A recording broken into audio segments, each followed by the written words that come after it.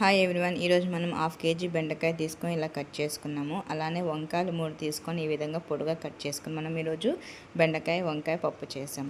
ఇంకా మనం పెనం పెట్టేసుకొని 2 టేబుల్ స్పూన్స్ ఆయిల్ వేసుకుందాము. ఆయిల్ హీట్ అయినాక మనం ఏదైతే బెండకాయలు కట్ చేసుకున్నామో ఆ బెండకాయలన్నీ వేసుకుందామండి. మీడియం ఫ్లేమ్లో పెట్టుకొని ఒక 10 నిమిషాలు కలుపుతూ ఇలా బెండకాయలు అనేది వేగాలండి. మీడియం ఫ్లేమ్లో పెట్టుకొని కలపండి. బంక అనేది ఏమీ ఉండదు. నేను చెప్పినట్టుగా చేస్తే పప్పు మటుకు చాలా బాగుంటుంది. మూత లేకుండా ఇలానే వేయించుకోవాలి. ఒక 5 నుంచి 6 పచ్చిమిరపకాయల పొడిగా కట్ చేసుకొని వేసుకోవాలండి. ఇంకా పచ్చిమిరపకాయలు వేసాక ఒక 5 సెకండ్ల వరకు కలుపుతూ ఉండాలండి. పచ్చిమిరపకాయలు అనేది ఆయిల్కి పట్టాలి, బాగా వేగుతాయి. ఇంకా అలానే వంకాయలు మనం పొడిగా కట్ చేసుకున్నాం కదా, అవి కూడా వేసుకుందాము.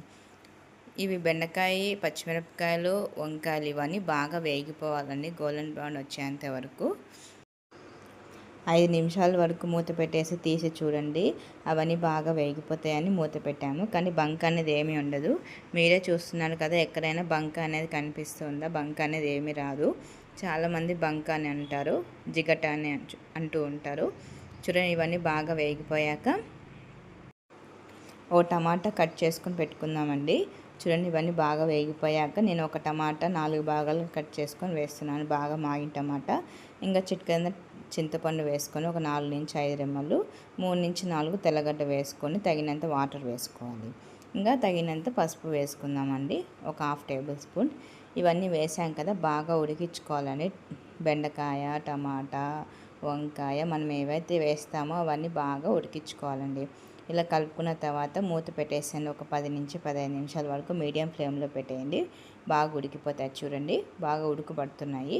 తగినంత కొత్తిమీర వేసుకుంది. ఉడుకుపట్టిన తర్వాత కొత్తిమీర వేసుకుంటే ఫ్లేవర్ అనేది బాగుంటుంది. అప్పుడే మీకు స్మెల్ అనేది వచ్చేస్తుంది. చూడండి, ఏదో మనం స్పెషల్గా చేస్తున్నాము అనేది. కొత్తిమీర వేసుకున్నాక ఒక 10 నిమిషాలు మూత పెట్టేసి ఉడికించుకుందాము. చూడండి, ఈ విధంగా ఉడుకుతున్నాయి. తగినంత ఉప్పు వేసుకుందాము. ఉప్పు వేసుకుంటే ఉప్పు కారం అన్నీ బాగా పడతాయని ఇప్పుడే ఉప్పు వేస్తున్నాను. మామూలుగా అయినా ఉడికిపోయాకైనా కూడా ఉప్పు వేసుకొని మనం రుబ్బుకోవచ్చు. ఒక 5 నిమిషాలు మూత పెట్టేసి తీసి చూడండి, బాగా ఉడికిపోయాయి. నేను కలుపుతున్నాను చూడండి. వంకాయ, బెండకాయ ఇవన్నీ బాగా ఉడికిపోయాయి. ఇంక ఇప్పుడు మనం స్టవ్ ఆఫ్ చేసుకొని ఇంకా పక్కన పెట్టేసి చల్లారినాక ఒక 2 నుంచి 3 నిమిషాలు చల్లారినాక ఇలా పప్పు గుత్తి తీసుకొని ఇలా బాగా రుబ్బుకోవాలని మెత్తగా. ఈ పప్పు మటుకు చాలా బాగుంటుంది. పాతకాలం నాటి పెద్దవాళ్ళు చేస్తూ ఉంటారు. ఇప్పుడైతే ఎవరు చేయరు. ఒకసారి ఇలా ట్రై చేసి చూడండి. చాలా అంటే చాలా బాగుంటుంది. స్పెషల్గా సంగట్లోకి, అన్నంలోకి చాలా అంటే చాలా బాగుంటుంది. 2 కాంబినేషన్లు ఉన్నాయి కాబట్టి. ఇంకా మనం రుబ్బుకునేసాము. ఇంకా మనం పెనం పెట్టుకొని 1 టేబుల్ స్పూన్ ఆయిల్ వేసుకుందామండి. పోపు వేసుకుంటున్నాము. ఇంకా తగినన్ని ఆవాలు, తగినన్ని జీలకర్ర వేసుకుందాము. తగినన్ని తెల్లగడ్డలు 2 నుంచి 3 దంచుకొని వేసుకోండి. ఇంకొక ఆనియన్ ఇలా సన్నగా కట్ చేసుకొని వేసుకోండి. ఇవన్నీ బాగా వేయించుకోవాలండి, గోల్డెన్ బ్రౌన్ వచ్చేంత వరకు. మీకు కావాలంటే కొత్తిమీర కూడా వేసుకోవచ్చు. ఇంకా ఈ 2 నుంచి 3 నిమిషాల వరకు గోల్డెన్ బ్రౌన్ వచ్చేంత వరకు ఫ్రై చేసుకోవాలండి. ఇవి బాగా వేగితే బాగుంటుంది, టేస్ట్గా పచ్చగా లేకుండా. ఇంకా మనం పప్పులోకి సర్వ్ చేసుకుందామండి. చూడండి, పప్పు ఈ విధంగా రుబ్బుకొని పోపు వేసుకోండి. ఇంకా మీకు పోపు వద్దనుకున్న వాళ్ళు అలా తిన్నా కూడా బాగుంటుంది.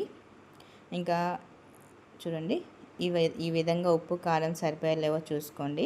ఉప్పు ఏమైనా తక్కువగా ఉంటే ఉప్పు వేసుకోండి. మా ఛానల్ లైక్ చేయండి, సబ్స్క్రైబ్ చేయండి, షేర్ చేయండి. ప్రతి ఒక్క వీడియోస్ నేను మంచి పెడుతూ ఉంటాను, టేస్టీగా ఉంటాయి. పాతకాలం నాటి ఇప్పుడు కొత్తగా టేస్టీగా ఏవైతే స్పెషల్గా ఉన్నాయో అవన్నీ చేస్తూ ఉంటాను. ఉప్పు కారం సరిపోయండి. టేస్ట్ మటుకు సూపర్. బెండకాయ వంకాయ కూర అంటే పప్పు రెడీ అండి.